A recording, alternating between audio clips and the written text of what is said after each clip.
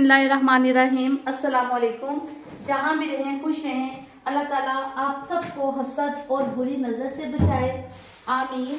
आज हम बनाएंगे बेसन वाले पकोड़े, यानी कि आप टिक्कियाँ समझ लें। आज मैंने बनाई है आलू गोभी, जो कि मेरा खाने को बिल्कुल भी दिल निकाला। तो मैंने सोचा क्यों ना रोटी के साथ थोड़ी सी बेसन के पकोड़े बना लें और उसको एंजॉय करें और साथ हम खाना खा लेंगे। इसलिए मैं लूंगी एक बर्तन और उसमें डालूंगी मैं थोड़े से 2 से 3 आलू कटे हुए, थोड़ी सी 1 मुट्ठी के करीब पालक और 2 से 3 प्याज। बिस्मिल्लाहिर्रहमानिर्रहीम। ये सारी चीजें मैंने कटिंग करके अच्छे से धो ली हुई हैं और इसमें ये शामिल कर देंगे। अब हम इसमें डालेंगे कुछ स्पाइसेस। अब सबसे पहले हम इसमें डालेंगे नमक। 1 चम्मच हम नमक का इसमें शामिल करते हैं। 1 चम्मच इसमें शामिल करेंगे सुरख मिर्च का।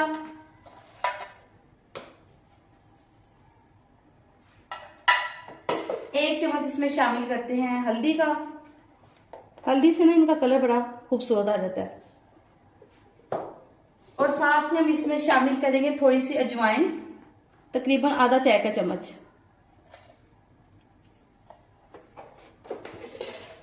और इसमें शामिल करेंगे 1 चम्मच गरम मसाला। 1 चम्मच के करीब थोड़ा सा सूखा धनिया ले लेंगे, उसको ऐसे अपने हाथों की मदद से क्रश कर लेंगे, वो इसमें डाल देंगे। और साथ ही हम इसमें शामिल करेंगे 2 नींबू का रस। 2 नींबू ले लेंगे, इनको कटिंग करेंगे और इनका जो रस है ना इसमें शामिल कर देंगे। बीज इनके सेपरेट कर लें, ऐसा ना हो कि बीजों के वैसे ये कड़वे कड़वे लगे। मैं तो अमूमन ऐसे ही डाल देती हूँ, फिर बीज मेरे तेली पे रह जाते हैं और नींबू का जो रस है ना वो नीचे चला जाता है। इसी तरह से दूसरा नींबू भी कट कर लें और उसका भी रस निकाल दें।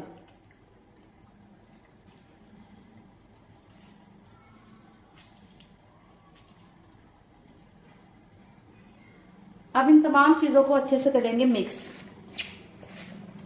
हम इसमें पानी जो है ना वो बिल्कुल शामिल नहीं करेंगे। इन तमाम मसालों को इसके साथ मिक्स करने के बाद हम इसमें शामिल करेंगे बेसन। बेसन आप जरूरत के हिसाब से शामिल करें। बिस्मिल्लाहिर्रहमानिर्रहीम। मैं पहले थोड़ा सा इसमें शामिल करूंगी बेसन। ये तकरीबन 2 बहुत बड़े खाने के चम्मच जो है ना वो इसमें शामिल कर दूंगी। इसको करूंगी अच्छे से मिक्स। इनमें पानी शामिल नहीं करना, क्योंकि ये आलू पालक ये जब धोते हैं और प्याज ये अपना पानी बहुत ज़्यादा छोड़ते हैं। तो तलमकान इसको निचोड़ के डालें, इनको अच्छे से मिक्स करें। इसी में ये मिक्स कर लें। नमक आप इसका टेस्ट कर सकते हैं, अगर आपको कम लगे तो आप और डाल लें। ये ले, अब इसको 5 से 7 मिनट अच्छे से मसल के ना इसमें अच्छे से मिक्स कर लेते हैं। पकौड़ों का मेज़ा मैंने अच्छे से मिक्स कर लिया है। अब इसको 5 से 10 मिनट जो है ना रेस्ट देते हैं। तब तक हम चूल्हे पे पैन रख लेते हैं और उसमें डालते हैं कुकिंग ऑयल। पैन रख लिया चूल्हे पर, इसमें डालूंगी मैं कुकिंग ऑयल। कुकिंग ऑयल मेरे पास फ्राइंग ऑयल है, इसलिए मैंने इनको डीप फ्राई नहीं करना, मैंने बस हल्के से ऑयल में ये पकौड़े बनाने हैं।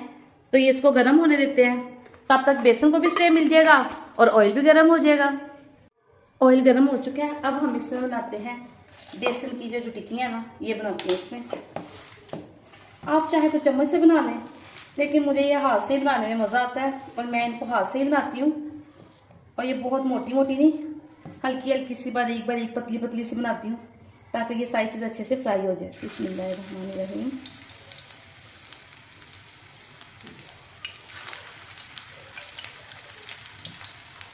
इसी तरह ये मैं सारी बना लूँगी। खाना बनाना कोई रॉकेट साइंस नहीं है ना, ये कोई बहुत मुश्किल सा काम है, ये दिल से बनता है। आप कुछ भी बना लें, एक आलू की तरकारी क्यों ना बना लें, वो भी इंशाल्लाह बड़ी अच्छी बन जाती है। और सारी औरतें जो है ना खाना बहुत अच्छा बना लेती हैं, मेरे ख्याल में तो सारी परफेक्ट होती हैं। बस कुछ अपनी शेयर कर लेती हैं और मैं आपसे सिर्फ अपनी वीडियो शेयर करती हूँ, आपको बनाना नहीं सिखाती।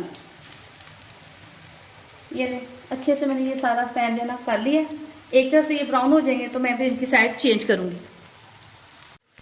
एक साइड हल्की सी लाइट ब्राउन हो गई है, अब मैं इनकी साइड चेंज कर लूँगी। यकीन जाने जब गर्मियाँ आ जाती है ना तो भूख मेरे ख्याल में कम हो जाती है और प्यास बढ़ जाती है। तो इसलिए बाज़ दफ़ा तो इंसान का खुद का बनाया हो जो खाना खाने को दिल नहीं चाहता, जैसा कि मेरे साथ हुआ है। मैंने आलू को भी बनाई है लेकिन मेरा खुद का ही दिल नहीं चाह रहा खाने को, तो बच्चों को क्या कहूँ।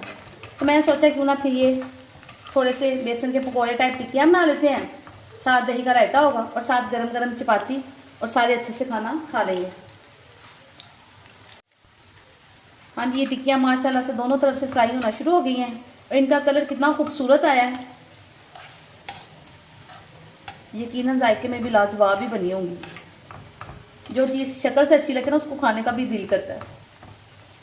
चलें इनको बना के प्लेट में निकाल के तो आपको इनकी फाइनल लुक दिखाते हैं। माशाल्लाह से हमारी बेसन के पकोड़े कह लें, टिक्कियाँ कह लें, तैयार हो गई हैं। ये देखिए कितनी खूबसूरत लग रही हैं। आप इनको ज़रूर ट्राई करें। अगर आप इनको ट्राई करेंगे तो आपको पसंद आएंगी, और अगर आपको पसंद आ जाए तो प्लीज़ मेरे चैनल सिंपल फूड को लाइक करें, शेयर करें और सब्सक्राइब करें। दुआओं में याद रखें। अल्लाह हाफिज़।